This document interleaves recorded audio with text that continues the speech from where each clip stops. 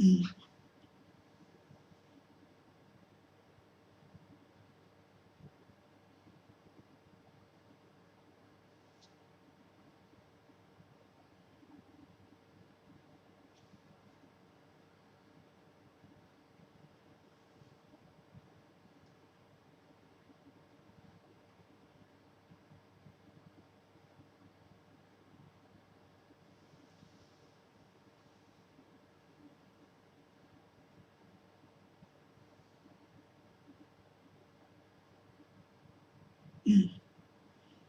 นอบน้อมแด่พระผู้มีพระภาคเจ้า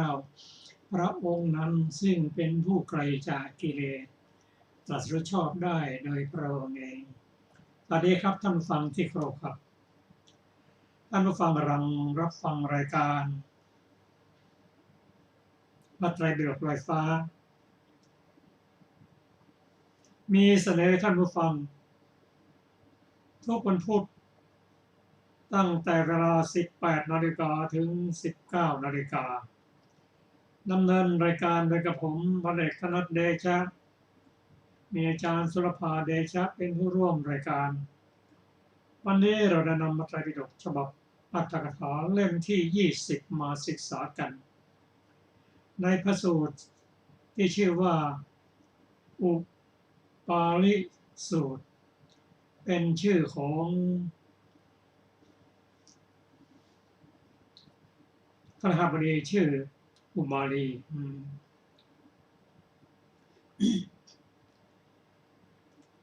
จากการศึกษาเมื่อผ่านมา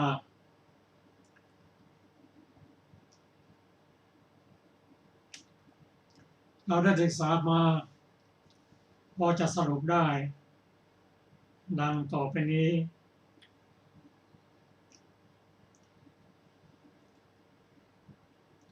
พระสูตรนี้พระองค์ประทับอยู่ที่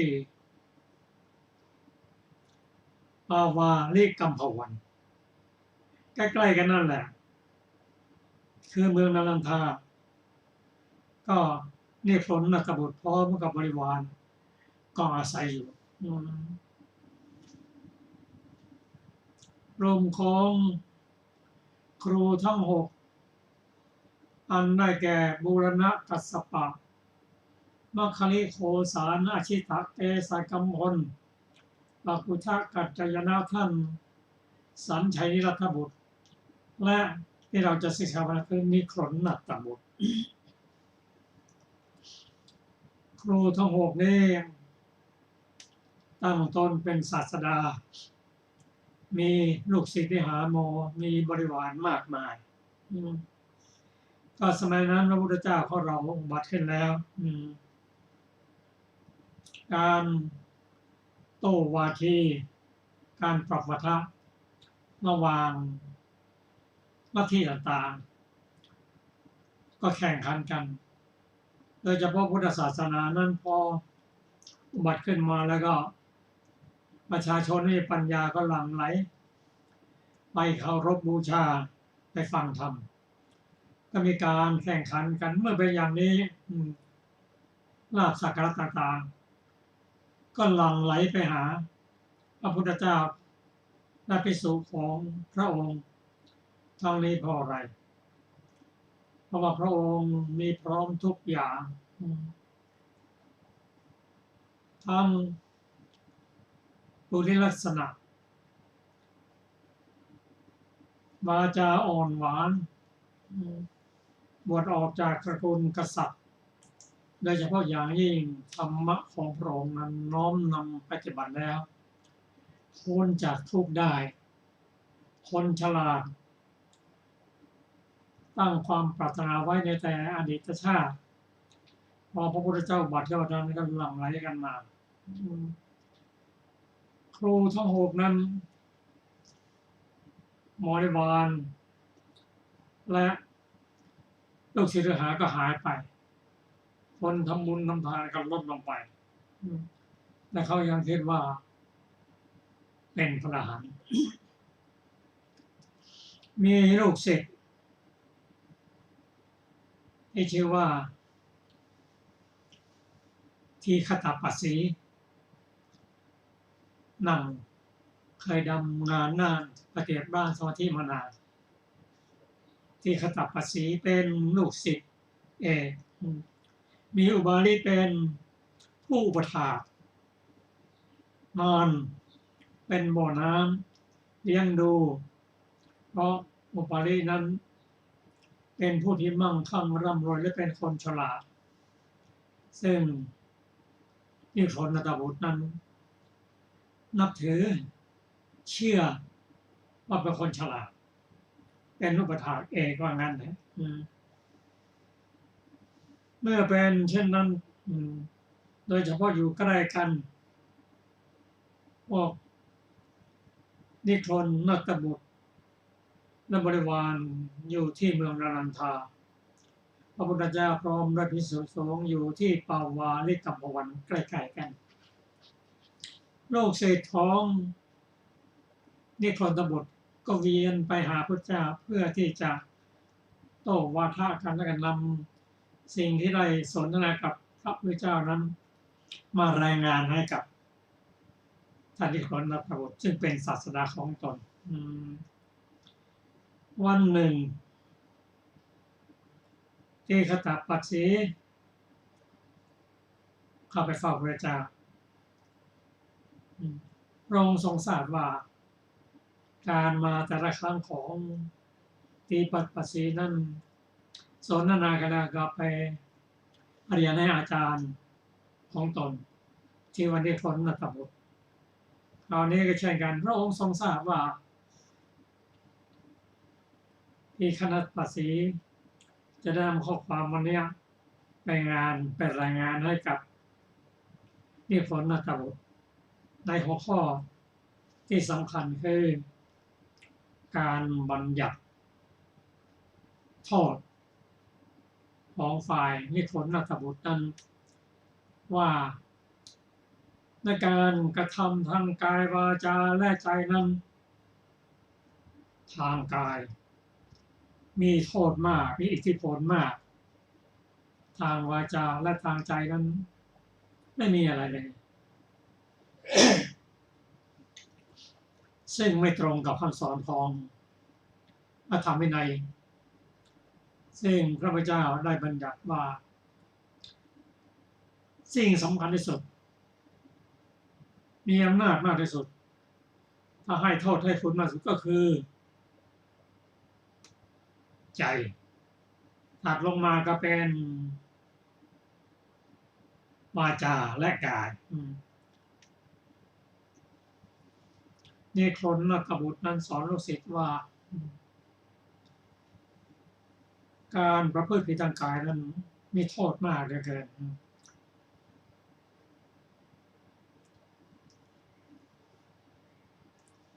ต้องให้โทษมากอย่างไรนั้นจะเห็นว่าการกระทำในทางวาจาและกายนิพนธ์นัตบุตรนั้นสอนลูกศิษย์ว่าการประพฤติผิดทางกายนั้นมีโทษมากเหลือเกิน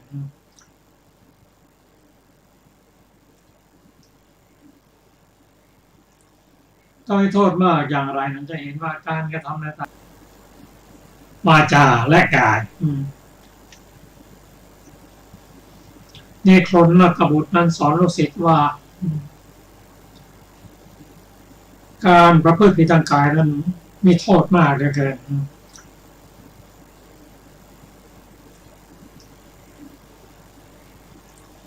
ต้องให้โทษมากอย่างไรนั้นจะเห็นว่าการกระทำในทางวาจาและกายนิพนธ์นัตบุตรนั้นสอนลูกศิษย์ว่าการประพฤติผิดทางกายนั้นมีโทษมากเหลือเกิน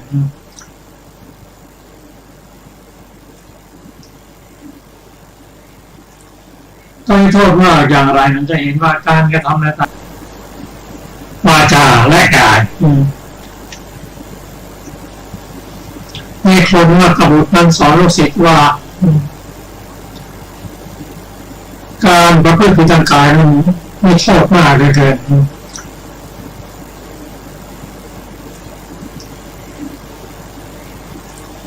ต ต้องโทษว่าอย่างไรมันจะเห็นว่าการกระทำในทางวาจาและกายมีคนมาขับรถนั้นสอนลูกศิษย์ว่าการประพฤติทางกายนั้นไม่ชอบมากเลยเกิน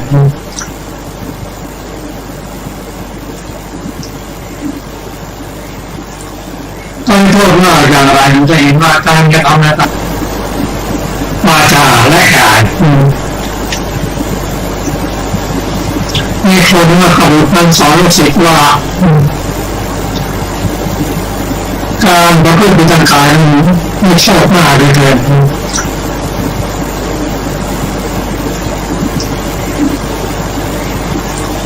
ต้องโทษว่าอย่างไรมันจะเห็นว่าการกระทำในทางวาจาและกายมีคนมาขับรถนั้นสอนลูกศิษย์ว่าการประพฤติทางกายนั้นไม่ชอบมากเลยเกิน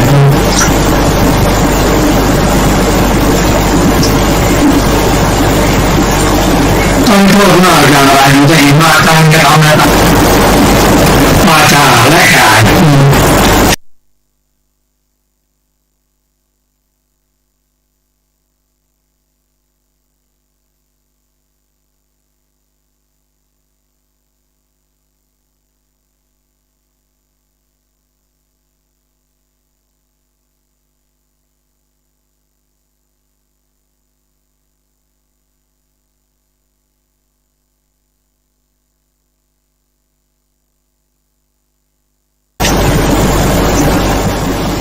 มีคนมาขับรถว่าการประพฤติทาง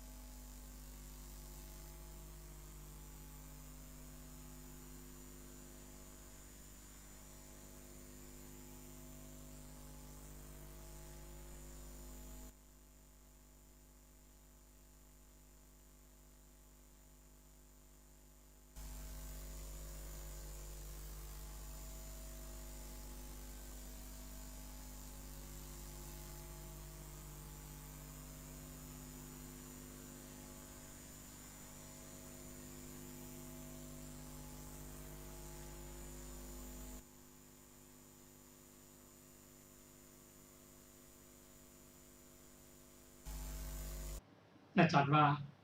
เคยทราบเรื่องป่าทันทกีไหมทันทกีไหมทราบป่าปริคะทราบเพราะว่าป่าดังกล่าวเนี่ยเป็นบ้านเป็นเมืองของพระราชาแต่ไปทำผิดต่อผู้มีศีลมีธรรมได้ถูกสาปเทวดาผู้ไม่ได้สาปเห็นไหมจิตมโนสำคัญกว่าวาจีและกายใช่ไหมข้าพระองค์ทราบแล้วพอฟังพระองค์ข้อแรกนั้นพระองค์ก็เชื่อแล้วศรัทธาเลื่อมใสในพระองค์แล้วขอเทงพระพุทธเจ้าพระธรรมพระสงฆ์เป็นที่พึ่งที่อาศัยในที่สุดพระองค์ทรงแสดงอานุบุพิกถาถึงเรื่องอานิสงส์ของทานของศีลและสวรรค์โทษของกลางและประโยชน์ของเนคขมมะได้ฟังแล้วฟังธรรมแล้วก็ได้เป็นพระโสดาบันทีนี้ที่จะคุยกันวันนี้ก็เป็นเรื่องที่ตกค้างไว้คือว่าข้าพเจ้าเคยได้ทราบเรื่องป่านันทกีใช่ไหมทราบพระเจ้าค่ะข้าพระองค์ทรงตรัสเรื่องป่านันทกี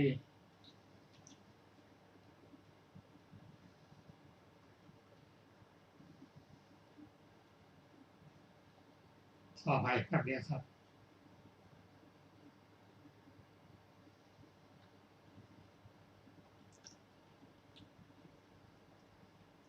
ว่าป่านันทกีนั้น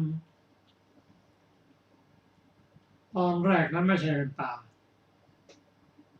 เป็นนคร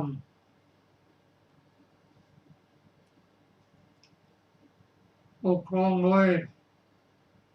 พระราชาในสมัยนั้นสมัยนี้ยังว่างตอนสมัยว่างจากพุทธเจ้านั้นก็มีพระโพธิสัตว์มีบริวารของท่านที่ได้บริวารของท่านนั้นเป็นดาบบทมีมากแต่ที่เราพูดกันนี้เราพูดถึงพระสารพังคะดาบบทเป็นบริวารของพระโพธิสัตว์ปรารถนาจะได้อยู่ที่สงบสงัดจึงมาอยู่ที่อาศัยอยู่ที่หมู่บ้านชื่อว่ากุมภปุระของพระเจ้าทันทกีคำว่าป่าทันทกีนั้นเป็นชื่อของพระราชาชื่อทันทกีนั่นแหละท่านเป็นผู้มีศีลทรงศีลไม่สนใจในเรื่องการบำรุงร่างกายก็มีผมยาวหนวดเทารุนรังเป็นผู้ที่มั่นคงอยู่ในศีลมีลูกศิษย์ลูกหามีเทวดาที่เคยเป็นดาบทและสิ้นชีวิตไปเป็นเทวดาอยู่มากมายดาบทท่านนี้มีอมาตย์ท่านหนึ่งเป็นผู้อุปถากท่านดูแลท่านแต่การดูแลอุปถากนั้นพระราชาไม่ทรงทราบก็ไปดูแลบำรุงท่านอยู่ในอุทยานนั้นพระเจ้าทันทกีนั้นก็มีบริวารมากมายอยู่มีนางงาม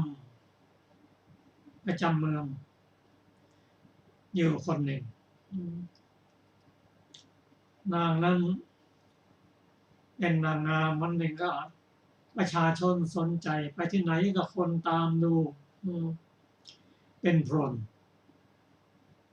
ม เหมือนกับพระเจ้าแผ่นดินอย่างนั้นนะวันหนึ่งประชาชนกำลังมุงดูอยู่นั้นพระเจ้าธนกีเปิดพระแกลแลดูโอ้ใครเป็นอะไรนั่นนะทำไมมากมายอย่างนั้นอามาตย์อาทูลว่าก็นางงามประจำเมืองของพระองค์นั่นแหละแม้นางนี่ทำเกิดหน้าเรา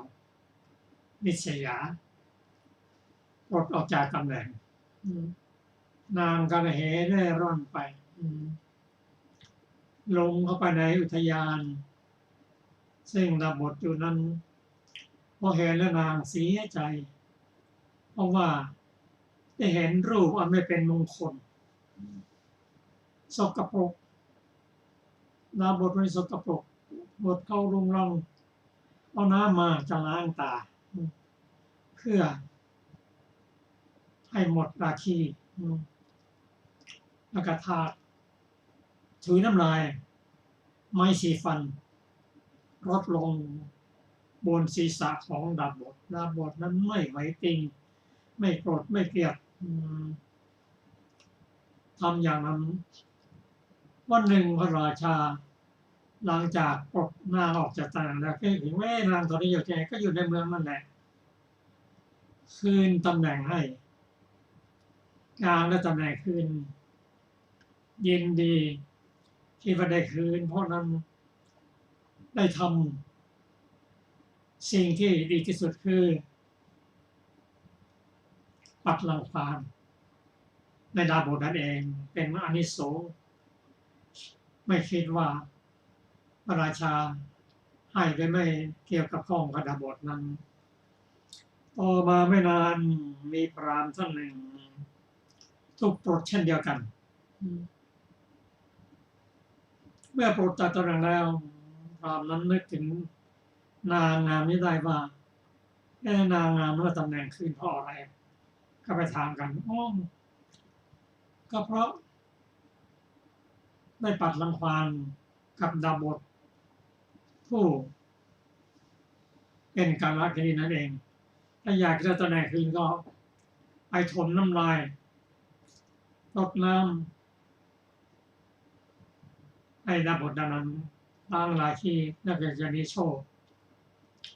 พราหมณ์นั้นทำตอนหลังพระราชาคืนตำแหน่งให้พราหมณ์นั้นก็คิดว่าที่ได้ตำแหน่งคืนนั้นเพราะไปทำความชั่วให้กับดาบทนั่นเองคิดอย่างนั้นต่อมาระยะหนึ่งชนบทเกิดจลาจลขึ้นพระราชาจะไปปราบหวังชัยชนะไปถามปุริหิตถามพราหมณ์นั้นพราหมณ์ก็แนะนำพระราชาผู้ครองก็เชื่อไปรังควานดาบทไปถมถุยน้ำยาสีฟันแปรงสีฟันทิ้งลาดน้ำมั่งอะไรมั่งก่อนจะออกแต่รบวานทุกคนจะออกรบต้องทำอย่างพระราชาโอ้ยทำกับดาบทนั้นเดือดร้อนที่สุดเลยไปปราบดาบทแล้วได้ชัยชนะก็คิดว่าพ่อเราทำกับพระดาบทนี่เองอำมาตย์ผู้ประทาดาบทนั้นทราบเสียอกเสียใจไปขอโทษต่อดาบทว่าทำยังไงดาบทบอกว่ากรรมที่พระราชาและทุกคนทำนั้นเทวดาท่านโกรธมากตั้งความปรารถนาทั้ง3 อย่าง 1. กำจัดพระราชา 2. กำจัดประชาชน 3. ทำเมืองหน้าพินาศแลอำมาตย์นั้นเรียนถามดาบทว่าพอมีทางแก้ไขไหมดาบทบอกว่าพอมีทางแก้ไขมีความผิดจะแก้ไขอยู่ขอให้พระเจ้าแผ่นดินมาขอขมาโทษกันแล้วกันแล้วก็สำนึกผิดจะไม่ทำอย่างนี้อีกก็ไปอ่านแล้วกันไป อำมาตย์นั้นไปทูลถามไปเฝ้าพระราชาแล้วทูลบอกอย่างนี้ขอให้ไปขมาไม่ยอม2 ครั้ง 3 ครั้งก็ไม่ยอมเมื่อไม่ยอมแล้วอำมาตย์ผู้นั้นก็เข้าไปเฝ้าเข้าไปหาดาบทว่าเขาไม่ยอมเมื่อไม่ยอมก็ต้องรับโทษตามกรรมภายใน7 วันนั้นจะมีอะไรเกิดขึ้นขอให้อำมาตย์และคนที่ไม่มีความผิดออกจากบ้านออกจากเมืองไปแทนเพราะเทวดาท่านจะต้องกระทำตอบแทนแน่นอนอำมาตย์นั้นกลับไปบอกพระราชาพระราชาก็ยืนยันไม่ยอมเองถ้าอย่างนั้นกับผมคนลาออกจากอำมาตย์ลาไปเลยลาไปพร้อมกับบุคคลที่เป็นบริวารออกจากเมืองไปหลังจากนั้น7 วันเทวดาแรมมีฝนตกชาวบ้านก็ดีใจพระราชาก็ชื่นชมเป็นบารมีฝนไม่เคยตกก็ตกมีดอกมะลิตกอะไรเงินทองตกมาโอ้เป็นบุญเพราะพระราชาได้ทำกับพระดาบทนั้นเป็นผลดีต่อไปก็มีฝนเหล็กมากมีฝนฝุ่นละเอียดมั่งเริ่มฝุ่นมันเริ่มถมเมืองสูงต้อง16 ศอกคนก็ล้มตายส่วนคนที่ดูแลบิดามารดาตั้งอยู่ในศีลแล้วก็ปลอดภัยสัตว์ต่างๆก็ไม่รู้ทำกับปลอดภัยบ้านเมืองนั้นก็เลยกลายเป็นป่าชื่อป่านันทกีเพราะไปประพฤติผิดกับผู้มีศีลมีธรรมก็จะไม่ผลเป็นอย่างนี้และยังทรงยกเรื่องป่ากาลิงคะและอย่างอื่นอีกรายละเอียดขอเชิญอาจารย์สุรภาค่ะสวัสดีค่ะท่านผู้ฟังที่เคารพทุกท่านเราจะต่อเรื่องป่าทันทกีนะคะ ครั้งนั้นพระราชาทรงสั่งให้ตั้งกองรักษาการไว้ใกล้ประตูพระราชอุทยานแล้วสั่งให้ผู้ตามเสด็จไม่ถมน้ำลายลงที่ตัวดาบทให้ทั่วแล้วออกไปไม่ได้คราวนั้นนายพันในกองทั้งหมดก็นำน้ำลายไม้สีฟันและน้ำบ้วนปากเอาไปไว้บนตัวดาบทโดยทำนองนั้นนั่นแหละน้ำลายและไม้สีฟันก็ท่วมตัวทั่วเสนาบดีผู้อุปถากรู้เรื่องภายหลังเขาหมดก็ครุ่นคิดว่าเขาว่าคนทั้งหลายทำร้ายพระผู้มีพระภาคเจ้าศาสดาของเราซึ่งเป็นเนื้อนาบุญเป็นบันไดสวรรค์อย่างนี้หัวใจก็ร้อนระอุต้องหายใจทางปากจึงรุดไปยังพระราชอุทยานเห็นฤาษีประสบความย่อยยับอย่างนั้นก็นุ่งหยักรั้งเอามือทั้งสองกวาดไม้สีฟันยกขึ้นให้นั่งให้นำน้ำมาอาบฉโลมด้วยยาทุกชนิดและของหอม4 ชนิดเช็ดด้วยผ้าละเอียดยืนประนมมืออยู่ข้างหน้าพูดอย่างนี้ว่าท่านผู้เจริญพวกมนุษย์ทำไม่สมควรอะไรจะมีแก่พวกเขาดาบทกล่าวว่าท่านเสนาบดีเทวดาแบ่งกันเป็น3 พวกหนึ่งกล่าวว่าจะทำพระราชาพระองค์เดียวให้พินาศพวกหนึ่งกล่าวว่าจะทำพระราชาพร้อมด้วยบริษัทให้พินาศ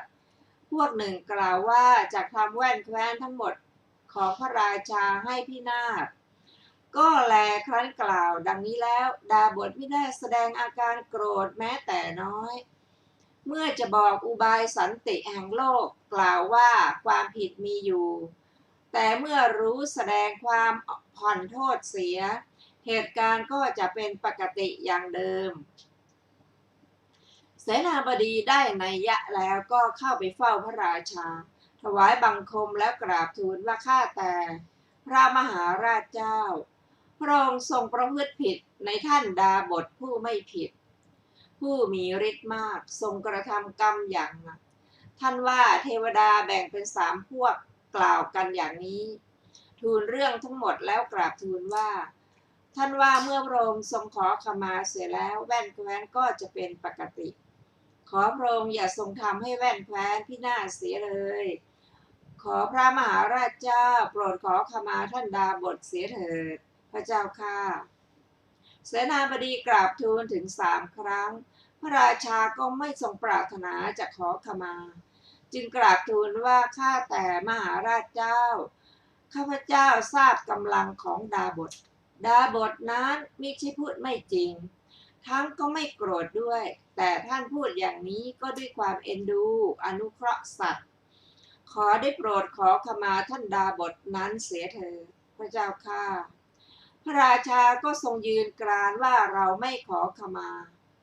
เสนาบดีจึงกราบทูลว่าถ้าอย่างนั้นขอได้โปรดพระราชทานตำแหน่งเสนาบดีแก่คนอื่นเถิดข้าพเจ้าจักไม่อยู่ในพระราชอาณาเขตของพระองค์ต่อไปละพระราชาตรัสว่าท่านจะไปก็ตามทีเราจะได้เสนาบดีของเราใหม่แต่นั้นเสนาบดีก็ไปสำนักดาบทไหว้แล้วก็กล่าวว่าข้าพเจ้าปฏิบัติตามคำของท่านแล้วท่านเจ้าข้าดาบทกล่าวว่าท่านเสนาบดีคนที่เชื่อฟังจงพาทุกสิ่งทุกอย่างทั้งเครื่องใช้ทั้งทรัพย์ทั้งสัตว์2 เท้า4 เท้าออกไปเสียนอกพระราชอาณาเขตภายใน7 วันเทวดาพิโรธหนักจักเบียดเบียนแว่นแคว้นแน่นอนเสนาบดีก็กระทำตามพระราชาก็ทรงมัวเมาอย่างเดียวทรงปราบข้าศึกทำชนบทชายแดนให้สงบแล้วก็เสด็จมาพักณค่ายฉลองชัยทรงจัดการพระนครนั้นๆแล้วเสด็จเข้าสู่พระราชนิเวศครั้งแรกทีเดียวเหล่าเทวดาบรรดาฝนน้ำให้ตกลงมามหาชนก็ดีใจว่าตั้งแต่ทำผิดในชดินขี้โกงมาพระราชาของเราก็เจริญอย่างเดียวทรงปราบข้าศึกได้ในวันเสด็จกลับฝนก็ตกลงมาต่อมาเหล่าเทวดาก็บันดาลฝนดอกมะลิตกลงมามหาชนก็ดีใจยิ่งขึ้นไปอีกต่อมาเหล่าเทวดาก็บันดาลฝนมาศกฝนกหาปณะให้ตกลงมาเข้าใจว่าคนทั้งหลายจะออกมาเก็บจึงบันดาลฝนเครื่องประดับมือประดับเท้าประดับเอวเป็นต้นให้ตกลงมามหาชนก็ลงมายังปราสาท7 ชั้นทางข้างหลังต่างประดับอาภรณ์ก็ดีใจว่าการถมน้ำลายรจดินขี้โกงสมควรแท้หนอตั้งแต่ถมน้ำลายลงบนชดินขี้โกงนั้นพระราชาของเราก็เจริญทรงปราบข้าศึกสำเร็จวันเสด็จกลับมาฝนยังตกลงมาต่อนนั้นฝน4 อย่างคือฝนดอกมะลิฝนมาศกฝนกหาปณะฝนเครื่องประดับเอวก็เกิดเปล่งวาจาดีใจอย่างนี้แล้วก็อิ่มเอิบในกรรมที่พระราชาทรงทำผิดสมัยนั้นเหล่าเทวดาก็บันดาลอาวุธต่างๆที่มีคมข้างเดียว2 ข้างเป็นต้นให้ตกลงมาปานเชือดเนื้อมหาชนบนแผ่นเขียงต่อจากนั้นก็บันดาลถ่านเพลิงมีสีดังดอกทองกวาวปราศจากเท่าและควันบันดาลก้อนหินขนาดเรือนยอดบันดาลทรายละเอียดที่กอบกำไม่อยู่ให้ตกลงมาถมพื้นที่สูงขึ้นถึง80 ศอกในแว่นแคว้นของพระราชามนุษย์3 คนคือท่านกีสะวัชดาบทท่านเสนาบดีและคนที่ยินดีเลี้ยงดูมารดาเป็นผู้ไม่มีโรคในแหล่งน้ำดื่มก็ไม่มีน้ำดื่มในแหล่งหญ้าก็ไม่มีหญ้าสำหรับสัตว์เดรัจฉานที่เหลือผู้ไม่ได้ร่วมในกรรมนั้นสัตว์เดรัจฉานเหล่านั้นก็ไปยังแหล่งที่มีน้ำมีหญ้าไม่ทันถึง7 วันก็พากันไปนอกราชอาณาจักรเพราะเหตุนั้นสารพังข้าโพธิสัตว์จึงกล่าวว่าจีสันหิวัชชังอวักกริยะทันทกีอุจฉินนะมูโลสัชโน สรัตโถกุกุลนาเมนิระยะมหิปัจจติตัสสะหุนลิตานิปตันติกาเยพระเจ้าทันทกีทรงให้ร้ายกีสวัชดาบททรงขาดคุณธรรมเบื้องต้นพร้อมทั้งมหาชนพร้อมทั้งแว่นแคว้นก็ตกนรกขุมกุกุละผ่านไฟคุโชนก็ตกไปที่พระกายของเท้าเธอดังนี้พึงทราบว่าป่าทันทกีเป็นป่าไปดังกล่าวมาชนี้ต่อไปเป็นเรื่องป่ากาลิงคะดังได้สดับมาครั้งพระเจ้านาลิการะทรงราชณแคว้นกาลิงคะดาบท5 รูปณป่าหิมพานต์ผู้ไม่เคยได้กลิ่นสตรีทรงหนังเสือเหลืองชฎาและผ้าเปลือกไม้มีรากไม้ผลป่าเป็นอาหารอยู่มานานประสงค์จะเสพอาหารมีรสเปรี้ยวเค็มก็พากันมายังถิ่นมนุษย์ถึงนครของพระเจ้านาลิกีระแคว้นกลิงคะตามลำดับดาบทเหล่านั้นทรงชฎาหนังเสือเหลืองและผ้าเปลือกไม้แสดงกิริยาอันสงบสมควรแก่เพศนักบวชเข้าไปขออาหารอย่างนครครั้งพระพุทธเจ้ายังไม่เกิดคนทั้งหลายเห็นดาบทนักบวชก็เลื่อมใสจัดแจงที่นั่งและที่ยืนมีมือถือภาชนะใส่อาหารนิมนต์ให้นั่งแล้วจับถวายอาหารเหล่าดาบทบริโภคอาหารเสร็จแล้วก็อนุโมทนาคนทั้งหลายได้ฟังแล้วก็มีจิตเลื่อมใสถามว่าพระผู้เจริญทั้งหลายจะไปไหนดาบทตอบว่าจะไปตามที่มีความผาสุกคนเหล่านั้นก็พูดเชิงนิมนต์ว่าพระคุณเจ้าไม่ควรไปที่อื่นอยู่เสียที่พระราชอุทยานเถิดพวกเรากินอาหารเช้าแล้วจักมาฟังธรรมกถาเหล่าดาบทก็รับไปยังพระราชอุทยานชาวเมืองกินอาหารแล้วก็นุ่งผ้าสะอาดห่มผ้าสะอาดหมายจะฟังธรรมกถาเดินกันไปเป็นหมู่มุ่งหน้าไปยังพระราชอุทยานพระราชาประทับยืนบนปราสาททอดพระเนตรเห็นคนเหล่านั้นกำลังเดินไปจึงตรัสถามเจ้าหน้าที่ผู้รับใช้ว่าพระนายทำไมชาวเมืองเหล่านั้นจึงนุ่งห่มผ้าสะอาดเดินมุ่งหน้าไปยังสวนที่สวนนั้นเขามีการชุมนุมหรือฟ้อนรำกันหรือเจ้าหน้าที่กราบทูลว่าไม่มีดอกพระเจ้าข้าพวกเขาต้องการจะไปฟังธรรมกถาในสำนักเหล่าดาบทตรัสว่าถ้าอย่างนั้นเราจะไปด้วยบอกให้พวกเขาไปกับเราเจ้าหน้าที่ก็ไปบอกแก่คนเหล่านั้นว่าพระราชาก็มีพระราชประสงค์จะเสด็จไปพวกท่านจงแวดล้อมพระราชากันเถิดโดยปกติพวกชาวเมืองดีใจกันอยู่แล้วครั้นฟังคำนั้นก็ดีใจยิ่งขึ้นไปว่าพระราชาของเราไม่มีศรัทธาไม่เลื่อมใสทุศีลเหล่าดาบทมีธรรมอาศัยดาบทเหล่านั้นพระราชาจักตั้งอยู่ในธรรมก็ได้พระราชาเสด็จออกมีชาวเมืองแวดล้อมเสด็จไปยังพระราชอุทยานทรงปฏิสันถานกับเหล่าดาบทแล้วประทับนั่งณที่สมควรส่วนหนึ่งเหล่าดาบทเห็นพระราชาก็มอบหมายให้ดาบทรูปหนึ่งผู้ฉลาดกล่าวธรรมกถาถวายพระราชาด้วยถ้อยคำละเมียดละไมดาบทมองดูหมิ่นคนเมื่อจะกล่าวโทษในเวรทั้ง5และอานิสงส์ในศีล5จึงกล่าวโทษในเวรทั้ง5ว่าไม่ควรฆ่าสัตว์ไม่ควรลักทรัพย์ไม่ควรประพฤติผิดในกามไม่ควรพูดเท็จไม่ควรดื่มน้ำเมาขึ้นชื่อว่าปาณาติบาตย่อมส่งผลให้เกิดในนรกในกำเนิดสัตว์เดรัจฉานในเปรตวิสัยอธินาทานเป็นต้นก็เหมือนกันเมื่อหมกไหม้ในนรกแล้วมาสู่มนุษย์โลกปาณาติบาตก็ส่งผลให้เป็นผู้มีอายุสั้นด้วยเศษแห่งวิบากอธินาทานก็ส่งผลให้เป็นผู้มีโภคทรัพย์น้อย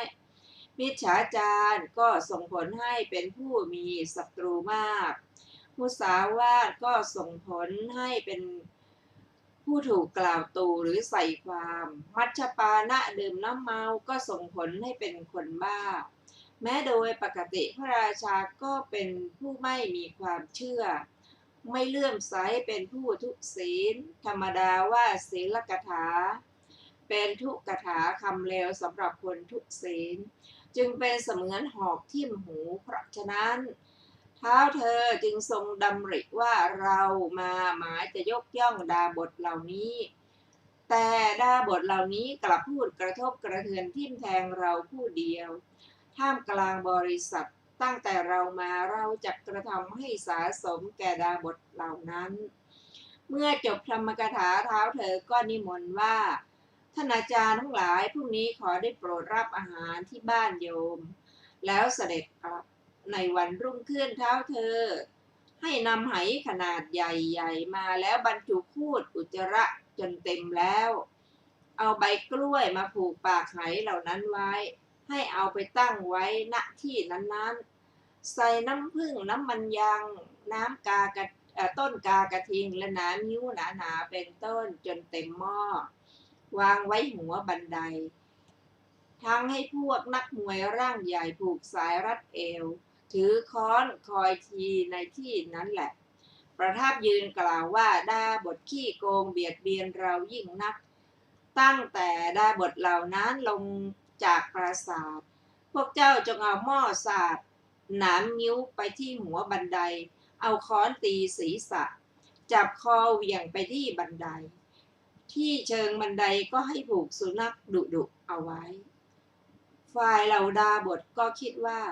พวกเราจักบริโภคอาหารในเรือนหลวงวันพรุ่งนี้ก็สอนซึ่งกันและกันว่า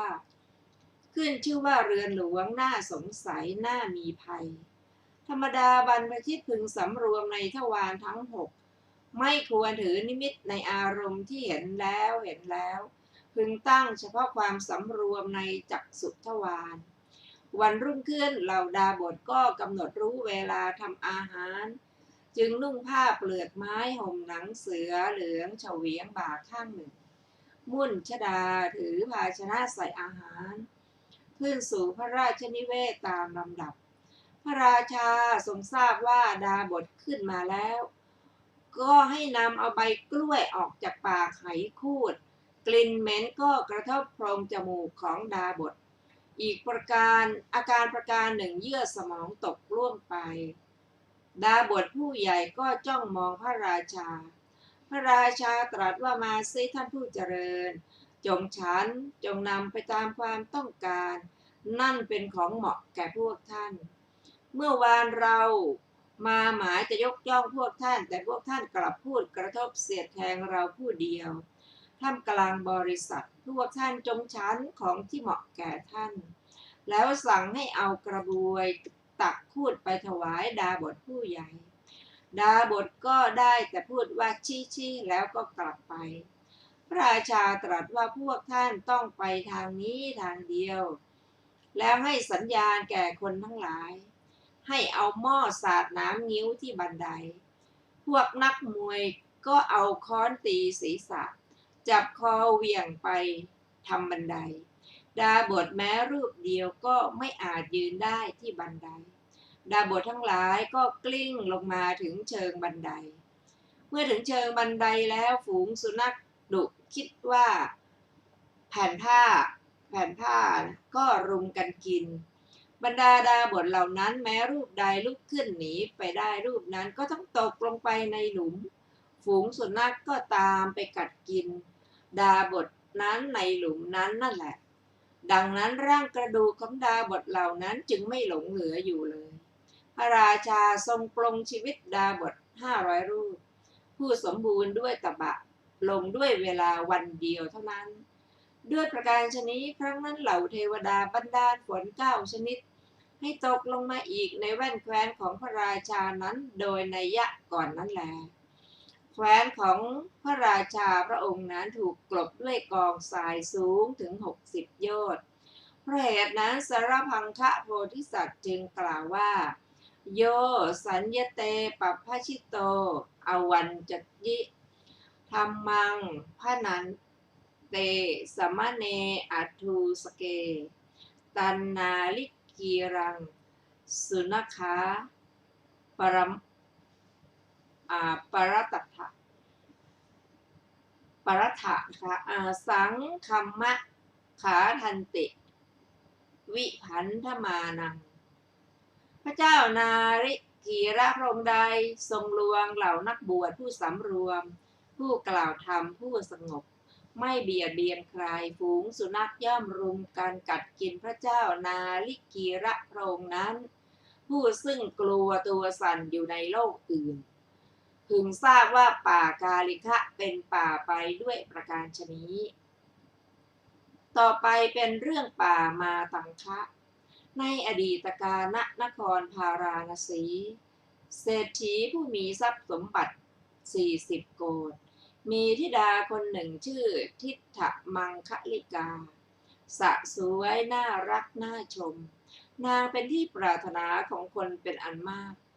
เพราะนางเพียบพร้อมด้วยรูปสมบัติโภคสมบัติและกุลสมบัติ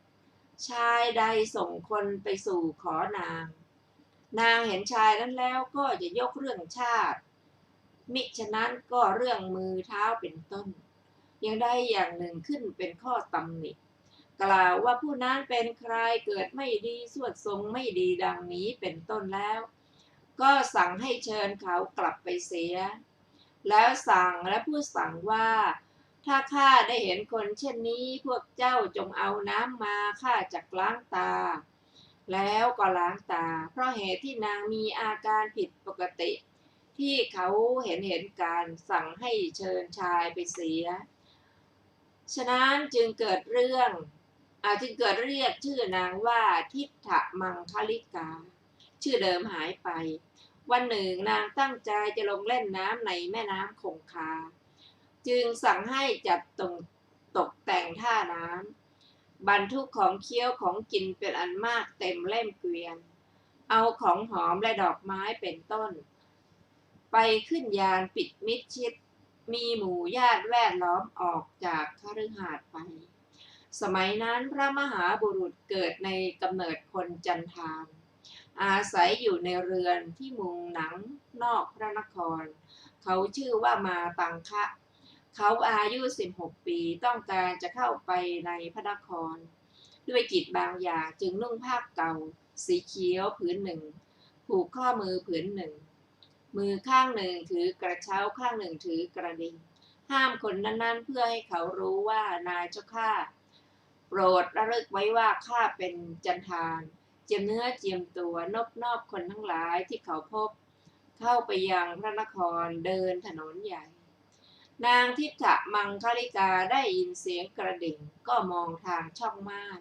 เห็นนายมาตังคะเดินมาแต่ไกลถามว่านั่นอะไรคนของนางตอบว่านายมาตังคะจะนาย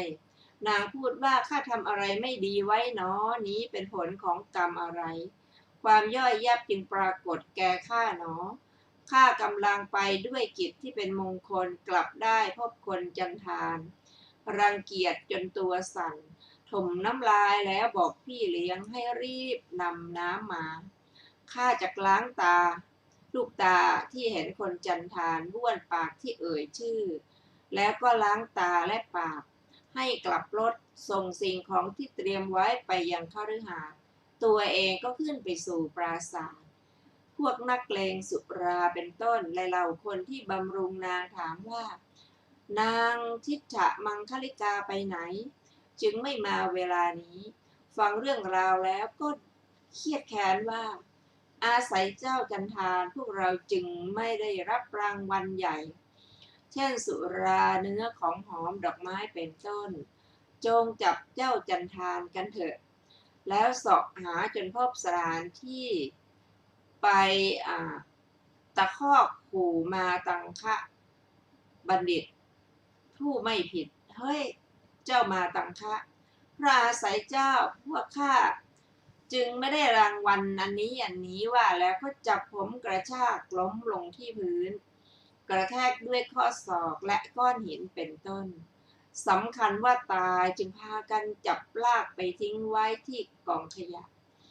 ฝ่ายมหาบุรุษรู้สึกตัวคลำมือเท้าดูคิดว่าทุกอันนี้อาศัยใครหนอจึงเกิดขึ้นได้ไม่ใช่อาศัยใครอื่นต้องอาศัยนางทิฏฐมังคลิกาแน่จึงเกิดขึ้นเราเป็นลูกผู้ชายจะต้องให้นางซบลงแทบเท้าให้ได้โกรธตัวสั่นอยู่ไปยังประตูบ้านตระกูลของนางทิฏฐมังคลิกานอนที่ลานบ้านด้วยตั้งใจว่าเราได้นางทิฏฐมังคลิกาจึงจะลุกเมื่อไม่ได้ก็จะตายเสียที่นี้นี่แหละสมัยนั้นชมพูทวีปมีประเพณีว่าคนจันทานโกรธนอนตายใกล้ประตูห้องของผู้ใดคนที่อยู่ในห้องของผู้นั้นทั้งหมดต้องตกเป็นคนเป็นจันทานเมื่อเขาตายลงกลางเรือนคนที่อยู่ในเรือนทั้งหมดต้องเป็นจันทานเมื่อเขาตายที่ประตูเรือนคนที่อยู่ในเรือนระหว่างสองข้างต้องเป็นจันทานเมื่อเขาตายที่ลานบ้านคนที่อยู่ในเรือนทั้ง14หลังข้างโน้น7ข้างนี้7ทั้งหมดต้องตกเป็นจันทานแต่พระโพธิสัตว์นอนที่ลานบ้านคนทั้งหลายจึงบอกแก่เศรษฐีว่านายขอรับนายมาตังคะนอนที่ลานบ้านของนายเศรษฐีพูดว่าไปสิพนายเพราะเหตุอะไรกันพวกเจ้าจงให้ทรัพย์มันมาศพหนึ่งให้มันลุกไปคนเหล่านั้นออกไปบอกว่าลุกขึ้นไปรับมาศพนี้ลุกขึ้นไปเสียนายมาตังคะบอกว่าข้าไม่ได้นอนเพื่อต้องการมาศพแต่ข้านอนเพื่อต้องการนางทิฏฐมังคลิกาคนทั้งหลายถามนางทิฏฐมังคลิกามีโทษอะไรหรือเขาตอบว่าพวกท่านมองไม่เห็นโทษอะไรของนางดอกข้าไม่มีความผิดพวกคนของนางทำข้าย่อยยับข้าได้นางจึงจะลุกเมื่อไม่ได้ก็ไม่ลุกคนเหล่านั้นจึงพากันไปบอกเศรษฐีเศรษฐีรู้โทษของธิดาจึงส่งคนไปพร้อมกับบอกว่าพวกเจ้าจงไปให้มันกหาปณะหนึ่งนายมาตังคะนั้นก็บอกว่าข้าไม่ปรารถนากหาปณะแต่ปรารถนานางคนเดียวเศรษฐีและภริยาได้ฟังก็ได้แต่สังเวชว่าธิดาที่เป็นที่รักของเรามีคนเดียวก็มาทำลายประเพณีเสียแม้เด็กอื่นก็ไม่มีจึงบอกคนทั้งหลายไปว่าไปสิพ่อคุณเดี๋ยวใครๆจะปลิดชีวิตมันเสียหรอกเมื่อมันตายเราทุกคนก็จะฉิบหายกันพวกเจ้าจงอารักขามันไว้แล้วก็ห้อมล้อมจัดแจงอารักขาส่งข้าวต้มข้าวสวยซับไปให้ถึงอย่างนั้นนายมาตังคะก็ปฏิเสธทุกอย่างเวลาก็ล่วงไปวันหนึ่ง2 3 4 5วันคนที่อยู่เรือนแห่งละ7ต่อจากเรือนนั้นก็ลุกขึ้นพูดว่าพวกเราไม่อาจจะกลายเป็นจันทานเพราะพวกท่านได้พวกท่านอย่าทำให้พวกเราฉิบหายกันเลยจงให้ทิฏฐมังคลิกาแล้วให้นายมาตังคะลุกขึ้นเศรษฐีและภริยานั้นก็ส่งทรัพย์ไปให้เขา100บ้าง1,000บ้างแสนบ้างนายมาตังคะนั้นก็ปฏิเสธอย่างเดียว6วันก็ล่วงไปแล้วถึงวันที่7คนที่อยู่ในเรือนทั้ง14 2ข้างก็ประชุมกันว่าเราไม่อาจกลายเป็นจันทานทั้งที่พวกท่านก็ไม่ต้องการเราจะให้นางทิฏฐมังคลิกาแก่นายมาตังคะนั้นละมารดาบิดาของนางเพียบด้วยความโศกสันถึงกับแน่นิ่งล้มลงบนที่นอนท่านฟังที่เคารพค่ะวันนี้รายการพระไตรปิฎกลอยฟ้าก็ได้หมดเวลาลงแล้วขอบพระคุณทุกท่านที่ได้ร่วมศึกษาด้วยกันเราจะได้มาศึกษาต่อในเรื่องนี้อีกในวันอาทิตย์หน้าเวลาเดียวกันขอมีความสุขสวัสดีเจริญในธรรมยิ่งๆค่ะวันนี้สวัสดีค่ะ